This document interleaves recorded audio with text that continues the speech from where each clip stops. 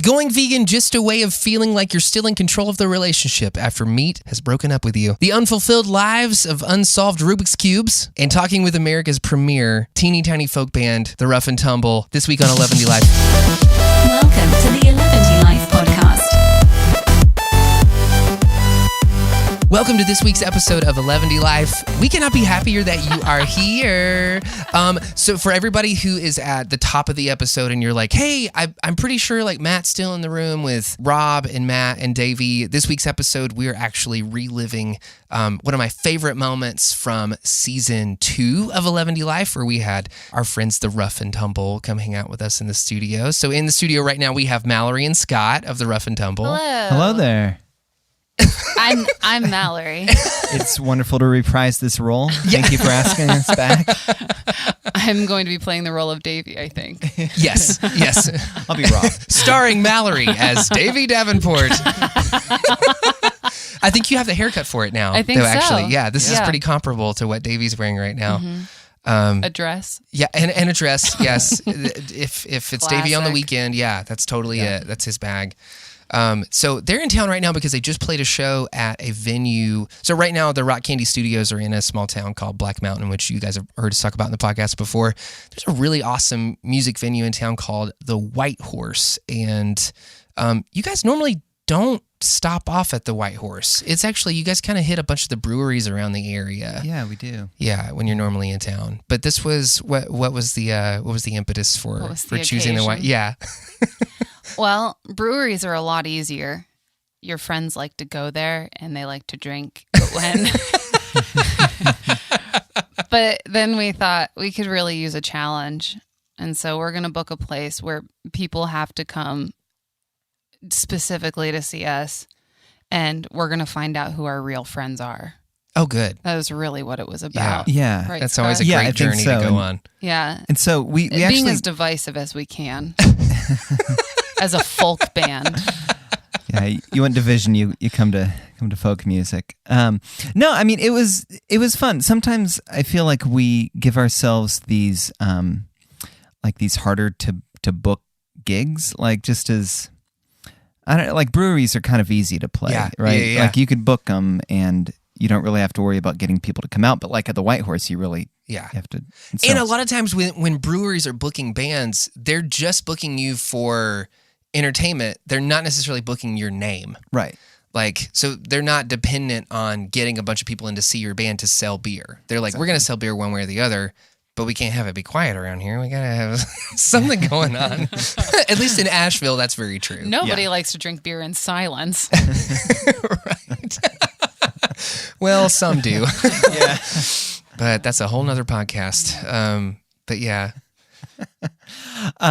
So we booked the White Horse because, we thought after 6 years as a band, maybe we'd be able to bring some people out. And well, did this feel a little bit? What is it when you start remembering old memories that you have? Nostalgic. A little bit nostalgic, because you actually used to host the open mic night at White Horse. Was that when I first moved to town? This had to have been 7-8 years ago. Scott's White Horse famous. Yeah.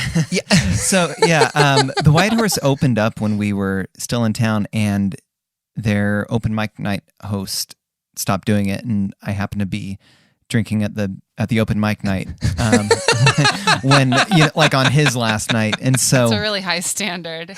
Yeah, really ceremonious. When you're drinking and the music stops, you're like, okay, I'll host open mic night. Fine, we I'll can't do it. have this. Yeah. Can't have this happen anymore. I think I got paid $20 a night and free beer, and that was great, and probably just about like as much as you should get paid as an open mic night host, right? Yeah, $20 was bonus for sure. But and so it was this thing where I don't know, it did feel a little nostalgic. At the same time, I was only the open mic night host for like 5 months or something, so it wasn't very only long. the open mic for 5 months. Only. Only. He's humble. Yeah, I mean that's a long stretch as an open mic host. You think so? Yeah. Well, I guess we've actually met people who have been hosting open mics for years too, and I guess those are more like established. Like, is there a stigma that goes with that, or is like we assume you're on to bigger and better things? Right. Right. I guess with these, it always seems like an act of like altruism, or it seems like an act of like generosity or hospitality with these people who've been hosting forever. And they're almost like this person that people look at like, oh, this is a guy I can count on. He has my back, like sort of thing.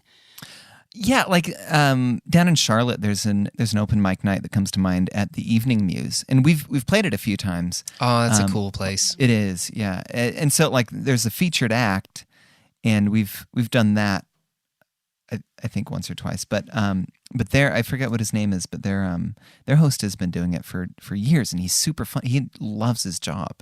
Yeah. Like he just loves doing it. And everybody loves him. And so like all these bands, like he's kind of the go-to guy, like, hey, I'm looking for a drum. He has made himself like a center of a community essentially. Which is kind of cool. Scott didn't do that. He just got his $20 and I was in it for the booze. money. Yeah. Clearly, I was in it for the 20. I was in it for the 20.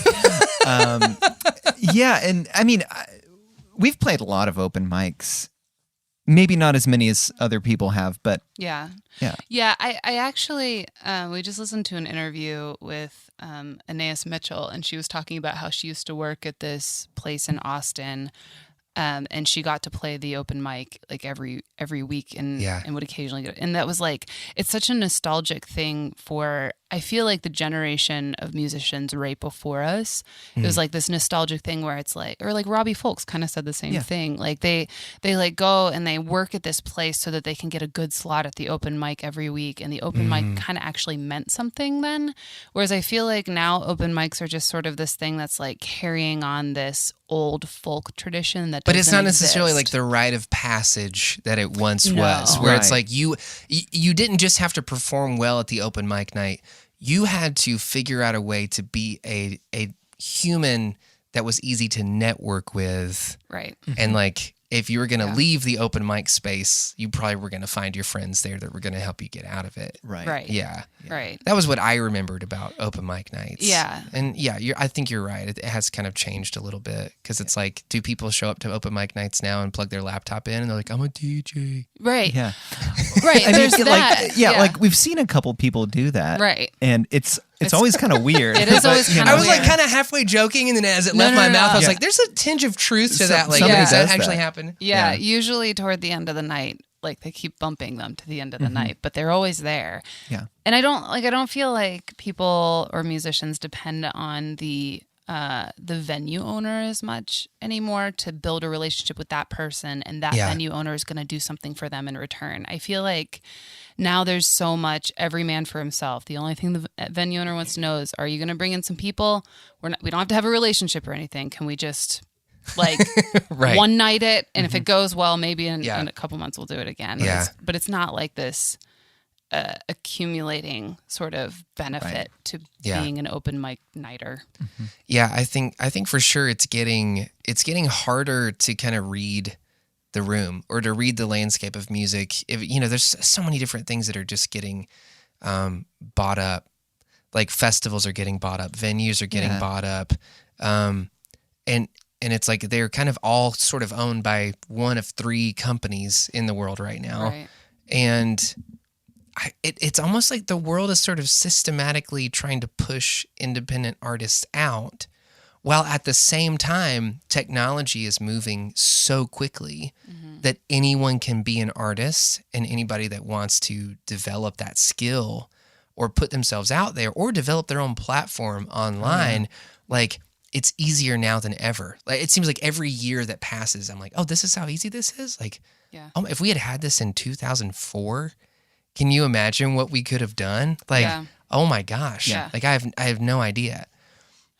And I think with so many people realizing, like being empowered by that technology, still the big businesses are looking and going, well, we won't make a ton off of this one person, but there's so many of them that we can make money off of all of these independent artists at once. Like all of them are going to want their stuff on Spotify. So I think Spotify can make a lot of TuneCore is money. really good at that. I think companies like TuneCore and CD Baby and DistroKid, which are all fantastic companies and have an amazing list of pros and cons that come along with them.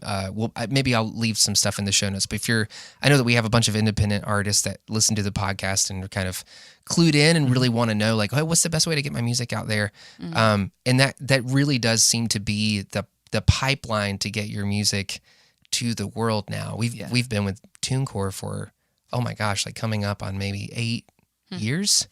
So it's been a really cool experience for us because it's put our music in front of a bunch of different people and filled in a lot of gaps that we maybe didn't know how to fill in. Right. But at the same time, it's like you're using a company that also, probably hundreds of thousands of other bands that are just like making really terrible like music in their basement and just kind of throwing it up there. And it's like, and maybe it makes me kind of sound like a dick to say that. Like I just think you have a lot of people that are well-meaning, but maybe don't have a good read of what the landscape is or of what paying your dues are. And I'm not the guy out there saying like, oh my God, I've paid every single due that there is to pay. Right. Like, no, I've worked really, really hard. And you still owe on your library books. And I still have outstanding debts on library books. Yeah, that's the truth. Yeah. My intro to recording book that I read, I never gave it back. But yeah, it's kind of like, is that, I feel like I hear from a lot of musicians within the community, it's just so flooded.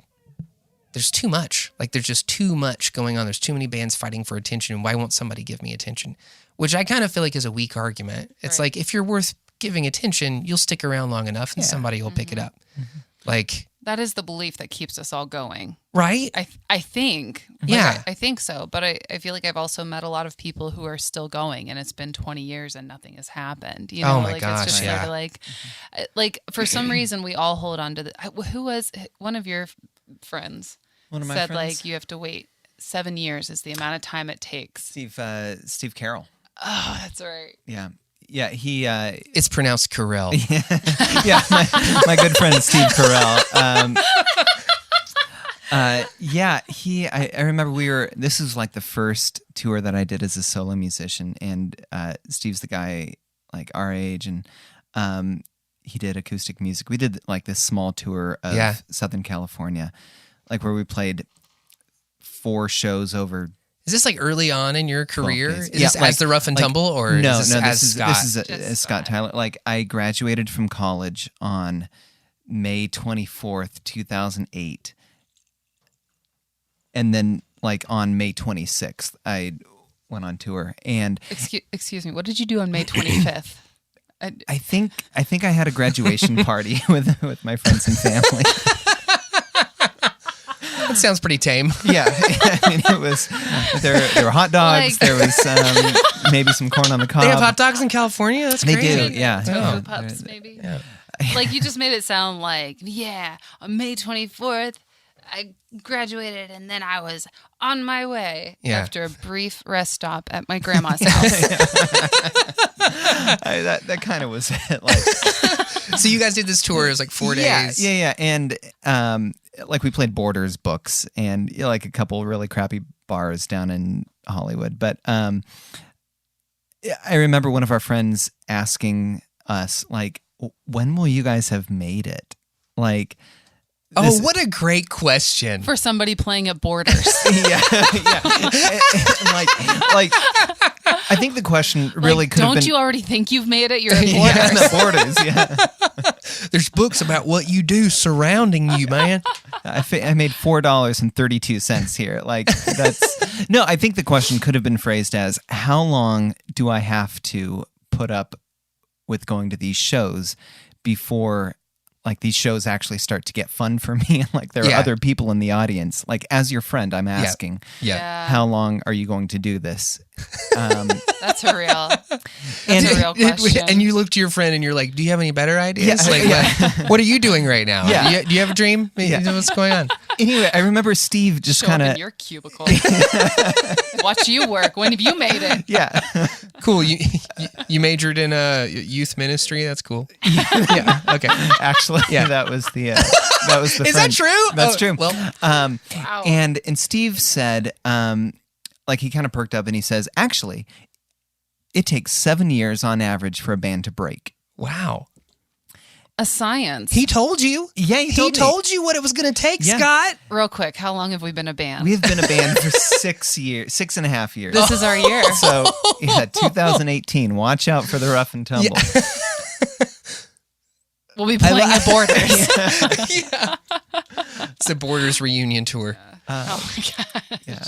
But 7 years to break a band. That's That's Okay, what he so said. speaking of playing shows and playing awkward shows at To our odd friends. ass places like Borders, like I feel like I would have killed to play a show at Borders just so I could one day be like, hey, Borders used to have shows, because the whole room's gonna perk up and be like, you mean the bookstore is about to go out of business? I'm like, oh yeah, they used to bring us in from time to time. We would move books like nobody's business. people would watch our band play and be like, "Oh God, I've got to get an education right now." And that's The classic literature section was just wiped out. just totally done. Like, so we had this cool experience at the White Horse where you guys you truly put on an amazing show. But like so many artists that are kind of going through this right now, oh my gosh, like every show's different. Every show has its own set of problems. It doesn't matter how much prep work that you put into it. And I kind of walked in and I had my spidey sense was tingling. And I was like, oh, something might not be right here. Like there was a disturbance in the force. And I look up at the what's it called? The stage. That's where we were. place with all the musicians. Right here on Eleventylife. You heard it first. They're called stages, folks. And I was like, everything looks right. Everything looks in order. Yeah. And everyone kind of looks competent. But I knew it. There's something in the air tonight. And you guys got on stage and your mic started acting up. Yeah. But not only that, actually, the big overarching thing that I really wanted to talk to you guys about today was the dichotomy of playing for your friends and playing for strangers. Yeah. Because I think you'd be hard-pressed to find an artist that doesn't start out like playing for family and friends and doing those kinds of like really local community sort of performances and cutting their teeth that way.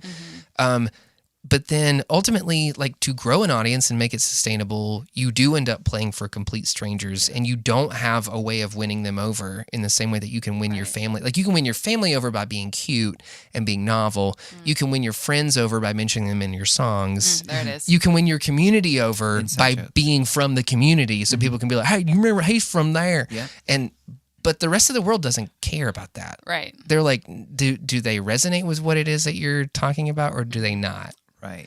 Like, and I think that's an interesting. Yeah. Topic I think to it's kinda dive into. incredibly interesting. I'm so glad. I feel like playing for strangers usually means that your microphone will not malfunction in any way. Like playing for strangers means that like everything's going pretty much normally like it does every night. Some people are charmed, some people laugh. Some people at the end go, you guys were living the dream. And some people don't say anything to you and they leave politely. Yeah. But playing for your friends means that your microphone's not going to work. Right. Your dog is in a cone and on pain meds and suddenly sits up in the middle of the show looking high as a kite. You're going to knock over your instrument on stage. Yeah. You're going to spill your drink. Yeah. And then Scott's foot tambourine is going to come apart in the middle of a song. Oh, did that happen It at did, the show? yeah. Like It was the little like jingles started everything. jangling off.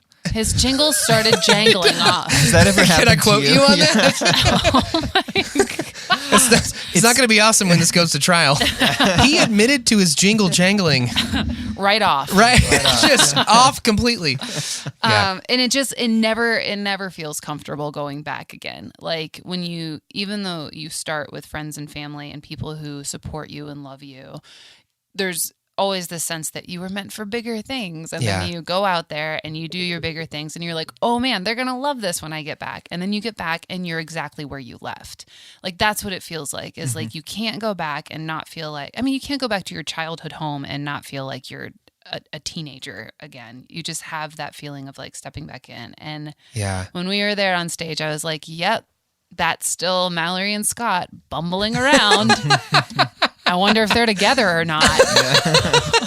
I wonder if, like, there's just all this like baggage that goes into playing for your friends, and you want them to feel included on your journey, but you don't know how to explain that your journey looks different than it did when you left. And so you're trying to balance this feeling of, hey, we still love you. We're not too big for our britches. Also, obviously we aren't, because we cannot keep it together up here. We will prove to you we're not big, not too big for our britches. It sounds weird when you say it, I think, because of your jingle jangle. Well, it's completely off now, so we don't have to worry about it. No, I'm just sitting here without my jingle jangles on. Well, so I've had that experience many, many times where it really does seem like if you're in a band and you leave town and you go on your big journey, of like self-discovery and like, I'm going to make my fortune, and you go out to do that, it seems like every time we even got close to being back home, we would have shows like that, where I remember this one show in particular where there's this guy that I roomed with in college, and he was insufferably arrogant. Like, he's probably changed now. Like, and I totally give him the benefit of the doubt. He's probably the coolest dude ever now. But like, everybody that had a band, it was like his band was always doing something cooler than your band was, or whatever experience that you were having. Like, he had already been there or done that, or it was like, oh gosh, that's lowest common denominator kind of stuff, or he couldn't be happy for anybody else around him, and it always had to end up back at him. It was all about him and his band and how cool he was being. And this came to a head one night when we were playing a show with his band, and like had promoted it like really hard, like to try to get a bunch of people out there, and then maybe the crowd was like sort of half and half, and I remember being on stage and like breaking a string on my guitar. And I was like, oh no, what am I going to do? So I look over at this guy. He's my roommate, for crying out loud. Like, God only knows what I've done for him throughout the course of the semester. Or I thought at least like we're both in band, so we get it. Yeah. Like we understand like what's happening here. Like, I've broken a string, help me out. And I go over to him side stage and I'm like, hey man, I bust this string on my guitar.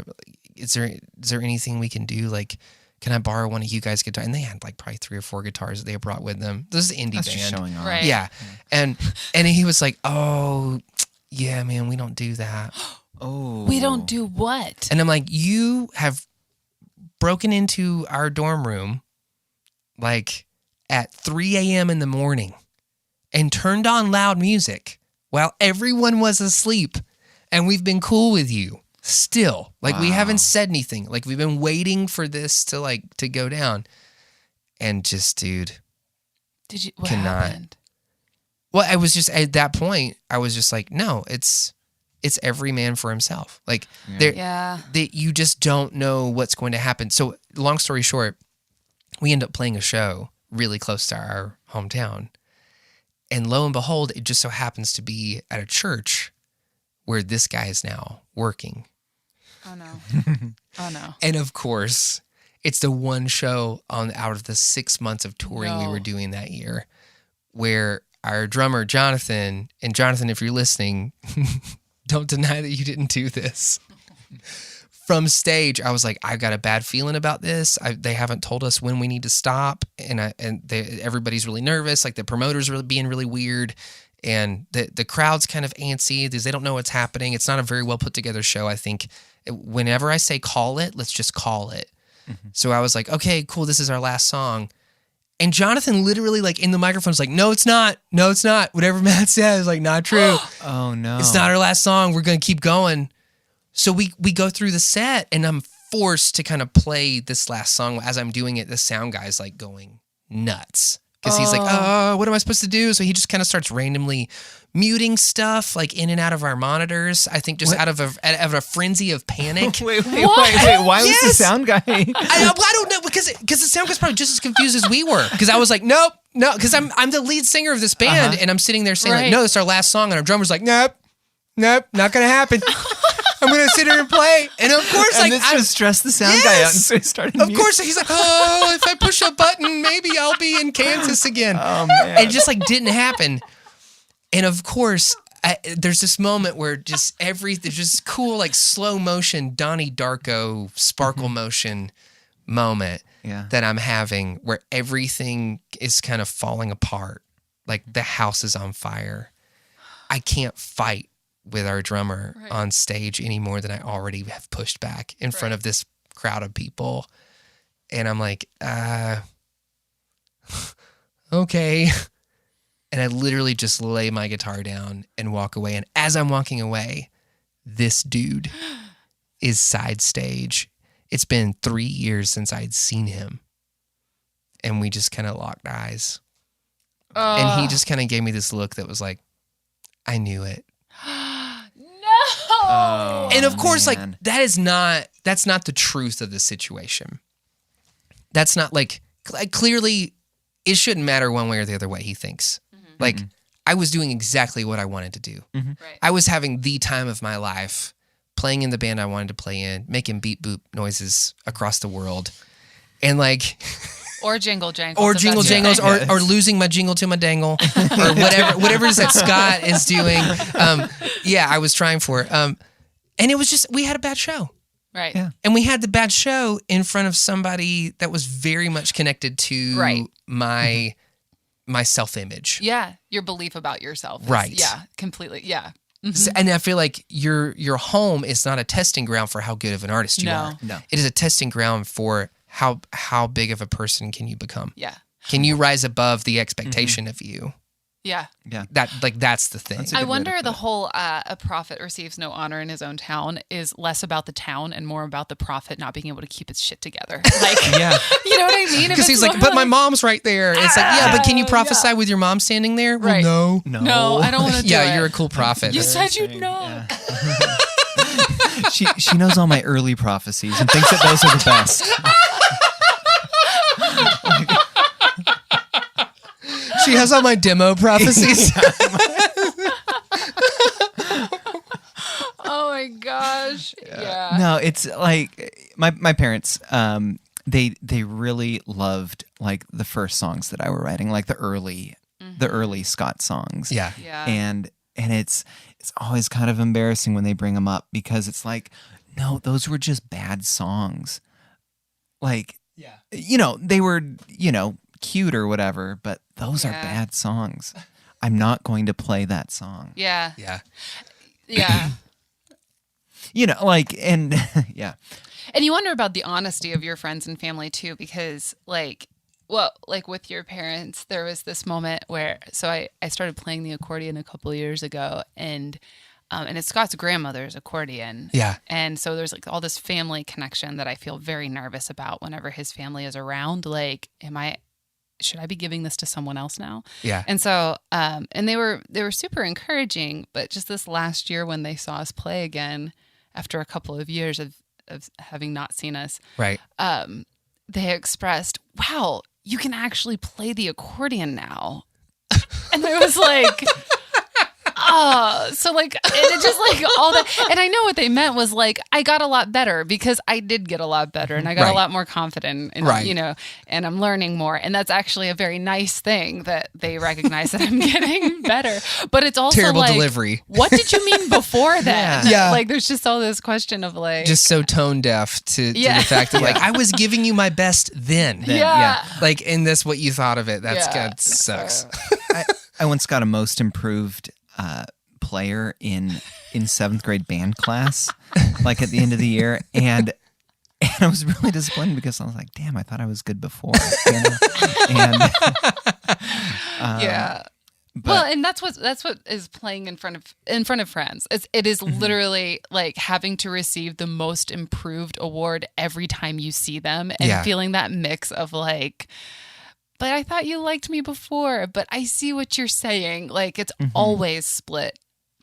It's always split in that way in my head. You're always having to somehow like put into terms what they mean in your language, because they're not taking the time to put it in yours, because they can't speak it, they don't know it, they haven't lived it or experienced it. So when you guys did this show at the White Horse, I can honestly say, like, Jessica and I walked away from that show and we had nothing but an amazing time. Like, it was awesome. Cool. I was stressed out because of audio issues that happen, but everything recovered.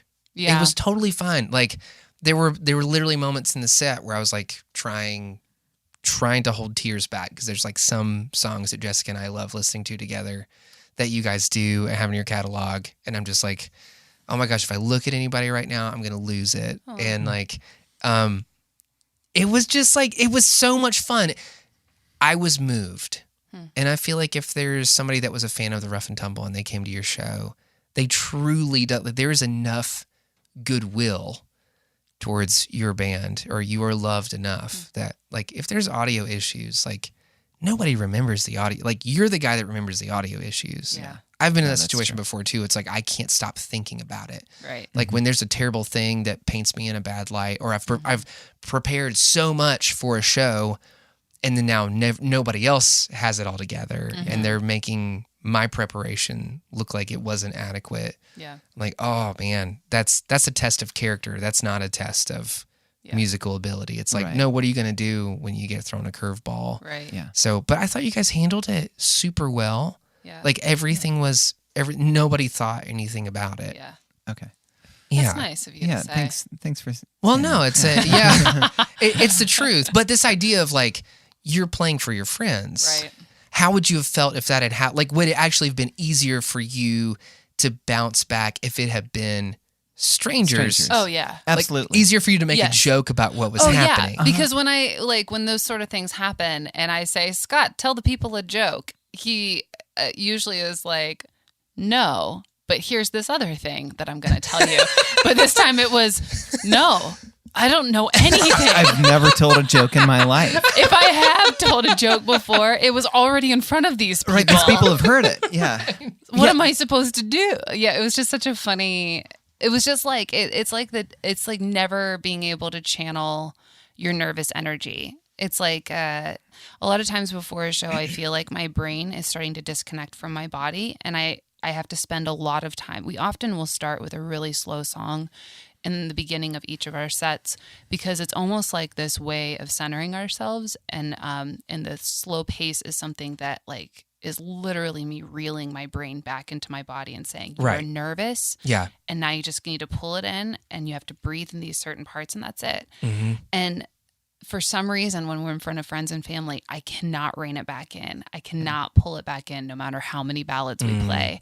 And so it's like, it's almost like this nervous energy, instead of being fully grounded inside of my brain, connected in my body, it's just short wiring right outside of it. And it just feels like it's going everywhere. And so that's what I felt like. Yeah. It snowballs really quick. Yeah. Really quick. Yeah. I think there's this element of, like, whenever you're performing, I think you could be yourself. I think we try really hard to be ourselves, but there is an element of needing to perform and needing to, like, showmanship. Yeah.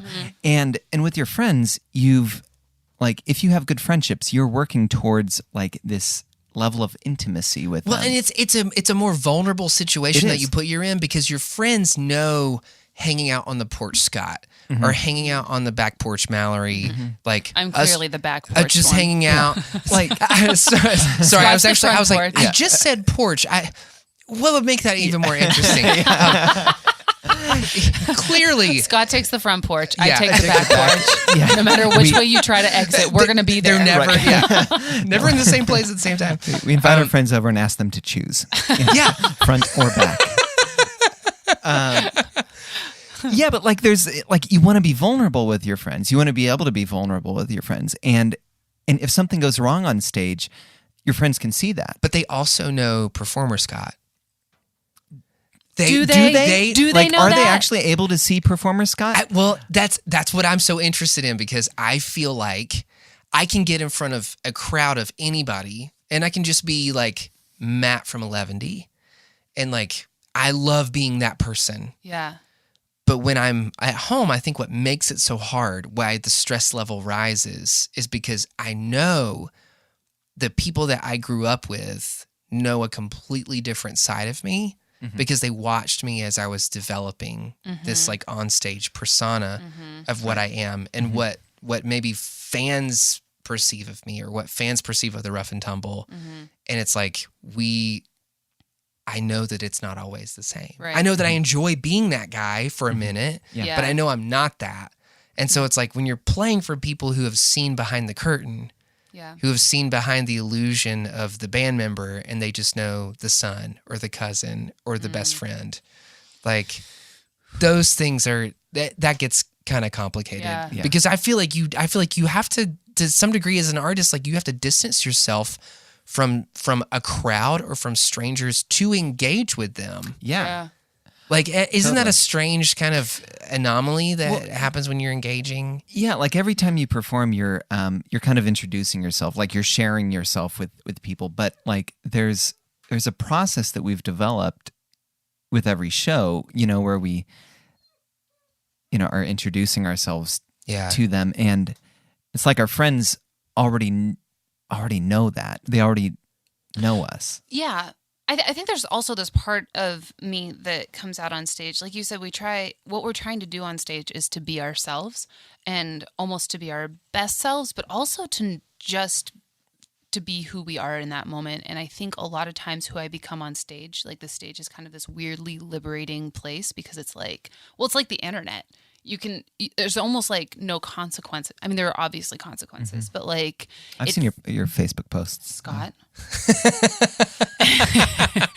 But there's like this weird sense of like, I can be whoever I want, and for just like the next 45 minutes, I'm the one that has the microphone, and there's not the opportunity for you to tell me that that's being melodramatic, that that's being over the top, like all these things that were so often shut down about me, and me being myself, or learning who I was as a kid, is the stuff that I'm now allowed to pull out again, and doing that in front of the people who said, don't do that. Yeah. That's silly, or that's weird, or that's awkward, or bad, or whatever those things are. Because oftentimes the thing that annoyed your parents the most about you is the thing that endears you to a crowd. Right. Like my sparkling personality. Right. Well, there's that. My hilarious jokes. Yeah. How loud and proud you are. How loud and proud I am. Or maybe they just get nervous when you have a microphone, because they're like, she's going to be loud in public again. Yeah, and that is. Oh my gosh. No, that's totally it. Because like how many of our songs are about our closest friends and family? Yeah. Like, like there's or about my mom. Yeah, there's totally this element of, oh geez, like they're gonna say something. It's gonna out me as a bad parent, or as Yeah, because we are being vulnerable, and there's maybe it's just like a protective thing, like all those like slurs and mockings that they tried to protect us from in junior high, we're now just like letting out there, and there's nothing they can do about it. Right. And they probably looked up Mama by Eminem on Spotify. Yeah. And they're like, oh my gosh, that Mallory's going to say all of this and more. Right. So, do you remember the song Somebody That You Used to Know? Yeah. Do you remember the video for the song? There was body paint. And, there's body paint. Yeah, and it was kind of new. It was new. It was nude, yeah. Like there wasn't anything shown, obviously, but anyway, I got a phone call from my mom. I posted this video on Scott's wall and said, like, look how cool this video is. Isn't this a cool video?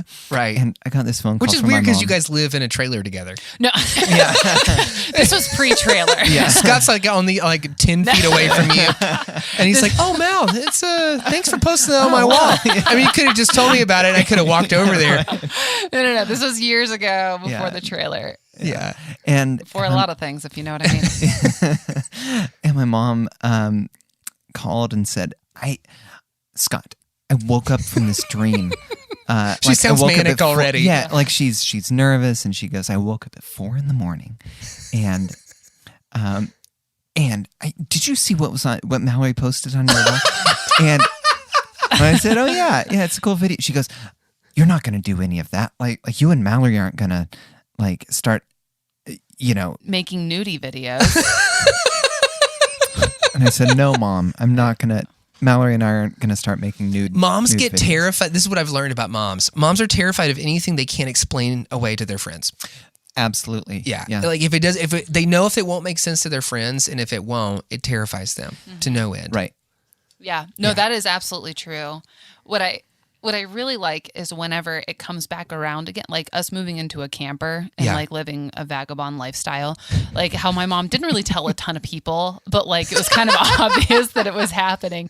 But then all of a sudden, like people in our church started doing it, and like it became this like popular thing, like the tiny house movement all of a sudden happened. And now it's like everybody knows.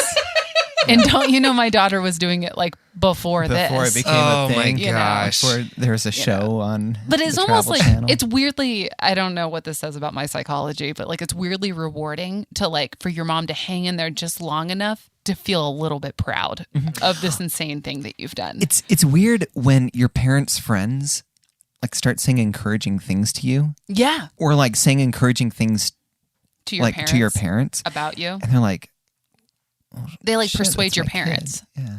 See, that always worries me. Because I feel like if one of my parents' friends came up to me and they were like, you're just doing such a good job, I'd be like, shit. What did Mom say to you? I am lukewarm What and am you I- will spit me out of your mouth. Maybe it's that Sandy Patty cover we've been doing. Oh my gosh, I Sandy love- Patty. I'm not even going to put that in the show notes. It's so antiquated. So moving on from this idea of like, yes, playing for your friends is complicated.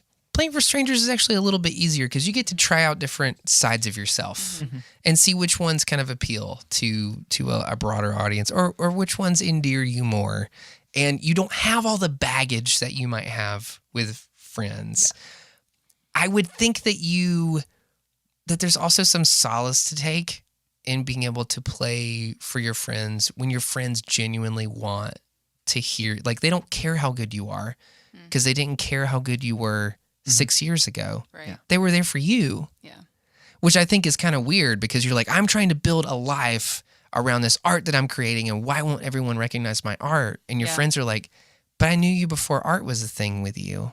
Yeah. Like I just like you. I'm here for you. Yeah. So we get mad when our friends like don't understand art or don't know how to speak our language or don't know why we're sensitive to the things that they are or to the things that we are or how to say things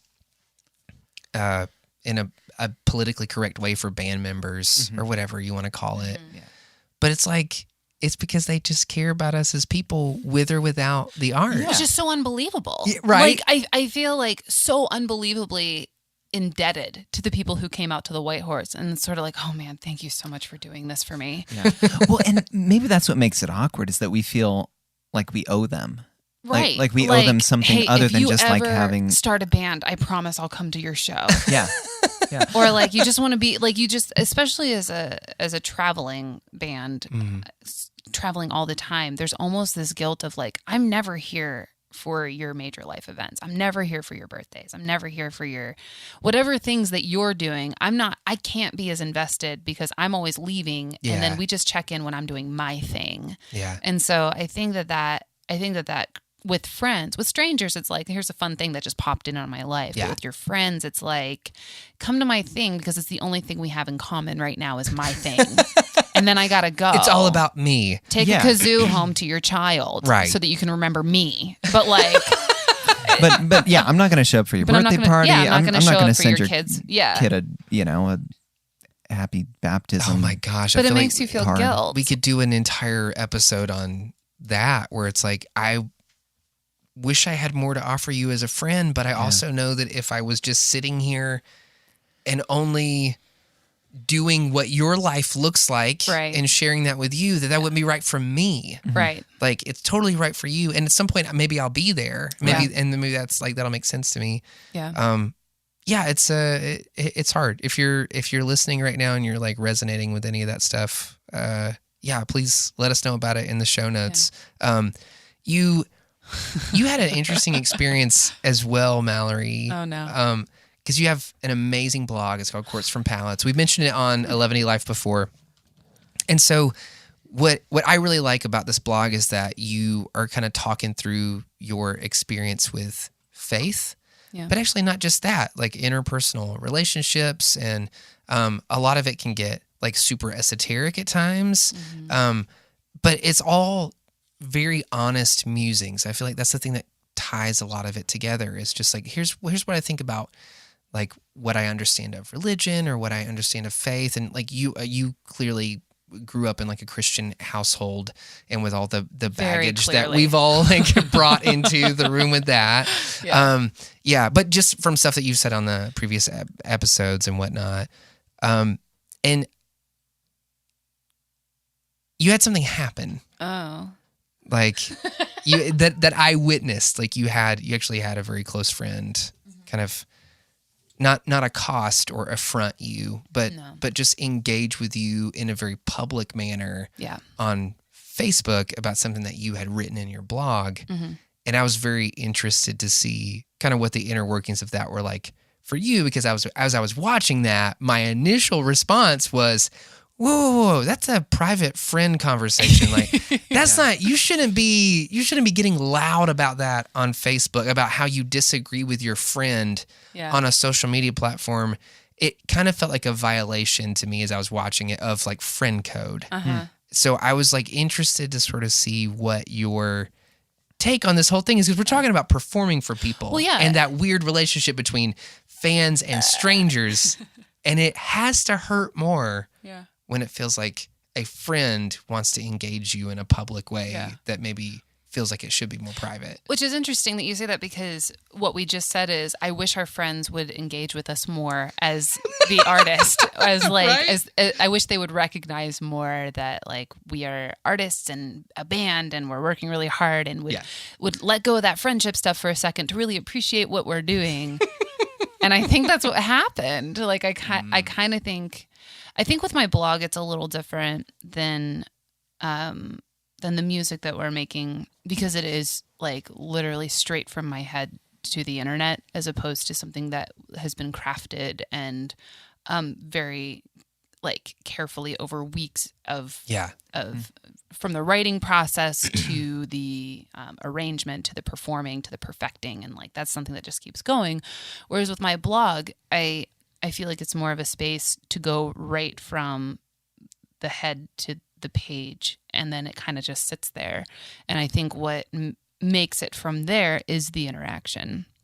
So it's almost like the performance is the interaction on Facebook or the interaction to the blog. Right. Which gives me some distance. But anytime you're putting thoughts that you have out, it's a mega vulnerable situation to put yourself in, especially because the rest of the world might not have baggage with you, right? But your friends do, right? And your friends are way more familiar with your journey of thought, maybe than the rest of the world is, because they only get to see the art and the best sides of you and the parts that you want to perform with, right? But your friends maybe see something different, and that I think just to some degree it complicates things. Oh yeah, it's complicated for sure. Like, it was strange because I was working both on the front end and the back end of that conversation, wherein I had another friend who was also chiming in when I wasn't. And something that I've been trying to do with my blog is to put it up and just to let it sit there and to not interact with it again until the next day, which doesn't seem like a lot of time in retrospect, but that's as far as Facebook goes. In the internet world, it's 24 hours and it's over. And it's over. Yeah. So I've kind of taken this approach where like once it's out there, and I did the best that I could to be as honest as I could, and to be as careful as I could in like not saying like I'm going to protect everyone that I know, but to say like, was this kind? Was this loving? Was this like careful with the people around me? Well, so would you say that you back away from that because you think gosh, it might be dangerous for me to have any sort of like affirmation or disagreement in this moment. Yeah.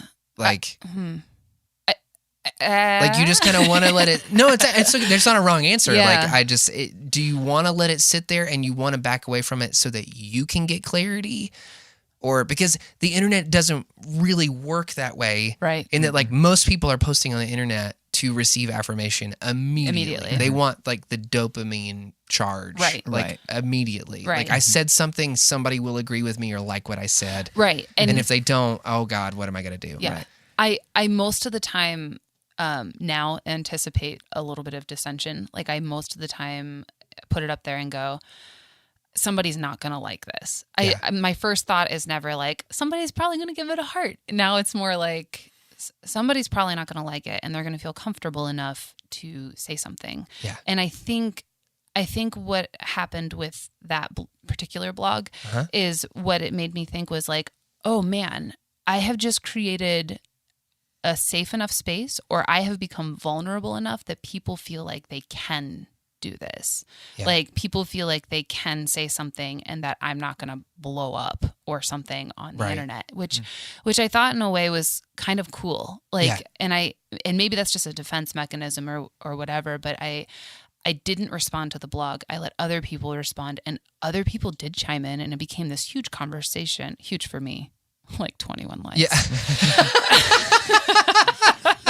But it became this like big conversation that was happening among people that I knew really well and people that I only kind of knew. Like some of my mom's friends were chiming in, sort of thing, worried about my salvation. That's how you know you've made it. Yeah.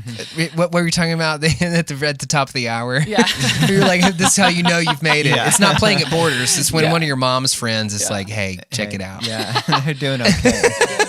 But it's sort of like this separation. It's like the one time that I actually retreat into performance mode almost. Like in my blog, I kind of retreat into author mode where I am kind of outside of the actual conversation, and that's where I go to whenever these conversations are happening. Yeah. Because if I do chime in, that's the final word. The author has spoken, and now I'm in a discussion with somebody. But if I don't say anything and this continues to go on, then that has just morphed my writing into a bigger conversation that's outside of myself, which is always the key when you're making anything. Right.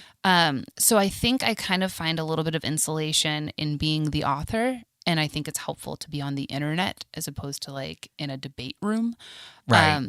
But I was also texting my friend who was saying that and saying like, hey, just so you know, I'm not going to be responding to this right away because I want to let it go where it's going to go.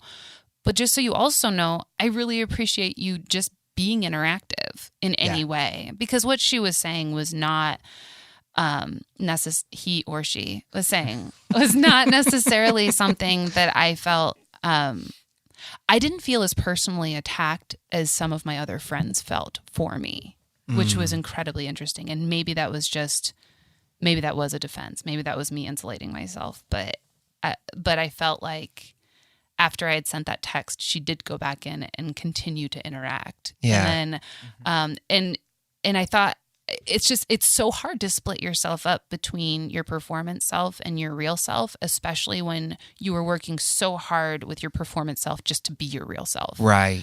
Right. Or vice versa, like to be your best self in your everyday life. God, And so, isn't that so true? But you're always trying to marry those two things. You're trying to marry the parts about you that maybe that fans or that the world kind of loves and affirms with the thing that maybe your family loves and affirms, and they clash so frequently. Well, and it happens all the time with social media. Like I feel like everybody has to kind of deal with this because you can really put your best foot forward online. You could only share certain things, or you could share everything, and and to some degree everything is shared. And so I don't know, like I feel like if you're on social media, you kind of have to ask this question, or you're of yourself. You are asking this question. How much of me can I actually share? Well, still being a safe place, because it's weird in my blog because it's all just my personal experience and just what's coming out of my head or what's happening to me right then. And so it's sometimes a little it's a little weird writing about things that are happening, knowing that person is going to be like, I just wrote a blog about a best friend fight that we're having, for instance. And it's going to be coming out. Not to be affiliated with the rap group. A best friend fight. This is an actual best friend fight. It's coming out in a week, and I wrote it and I felt really good about the blog, and I felt like I was honest and I was my best self in it, and that it is a blog that believes in the other person too. In a week when it comes out, when it's scheduled to come out, like, am I going to have a lot of regret? I don't think so, because I was trying to be my best self. But in doing that, am I suddenly making myself an unsafe place for my friends? Are they suddenly like, are they going to continue to be their honest selves with me too? Because what our interaction could lead to is their lives being on the internet, not by name, of course, but like... Which is weird, because they took the liberty of engaging you in a very public forum, right, to begin with, of something that you thought. Yeah. And it's like, well, clearly you're okay with, like, you understand the law of Facebook, right, which is the world can see it. Yeah. Like, and you didn't mind everybody seeing your response to this, or everybody seeing the other thing, or opening yourself up to other arguments, or trolls, or like whatever else. Or Scott. I mean, who knows Comments what he's on gonna everything. do. Yeah. Jangle. I thought it was a dangle. There's a jangle and a dangle. I'm pretty sure the dangle wasn't involved. Oh, okay. It was just the jangle. Just the jangle. I added the dangle later for You did. effect, Yeah, and typical it Matt. ruined it. Yeah. No, it's good. It's Yeah. good. Yeah. So What I don't a know. dingle. Am I right? How do you be a safe space? How do you be an honest person, but also a safe space for your friends and family, but also be able to do what you know is right to do? Right. Like, that is all the stuff. Yeah. That is everything at once. Me and that person are still really good friends. We just hung out last weekend, and it was awesome. And it continues to be awesome. Like, I think our disagreement online may leak into our real-time friendship, but in a very normal way. And, Right. And I'm really proud to have friends like that. I'm really proud to have friends that can go very public like that, and then we don't have to talk about it right away, but we can continue to be friends and talk about it later, Right. when it makes more sense around a dinner table. So, What do you think she or he is going to think about this podcast, though?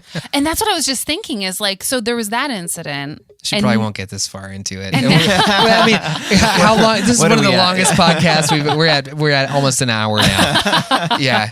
Yeah. So it's just, it keeps leading into other. Man, this is so meta. No, it I is love so that. meta. If you're somebody who is navigating this, like, we truly are at a very interesting time in the world where online personas and what you are in real life, or actually it's a complicated thing to maintain both of them. And when you have really strong friendships and you have things that mean a lot outside of an internet connection, it's hard to figure out what the rules of translation are into all that stuff. We've had an amazing time here with Mallory and Scott from the Rough and Tumble. Thank you guys for stopping in while you're in town. Thank you for having us. Yeah. This is wonderful. Yeah, they have an album out right now on Rock Candy called Cardboard and Christmas Lights, and they have new music coming out very, very soon, which we will probably just do another Eleventylife and catch up with them whenever their new music comes out, because that'll be super fun. Good luck to. So, yeah, thank you guys for hanging out with us. Check out Mallory and Scott online, theroughandtumble.com. Is that correct? Yeah. The Rough and that's Tumble. exactly. There it is. Yeah, Yeah. that's us. Yeah. We'll leave it in the show notes if you're like too busy to type anything out. And we love you guys. We'll see you next week. Eleventylife is a production of Rock Candy Recordings.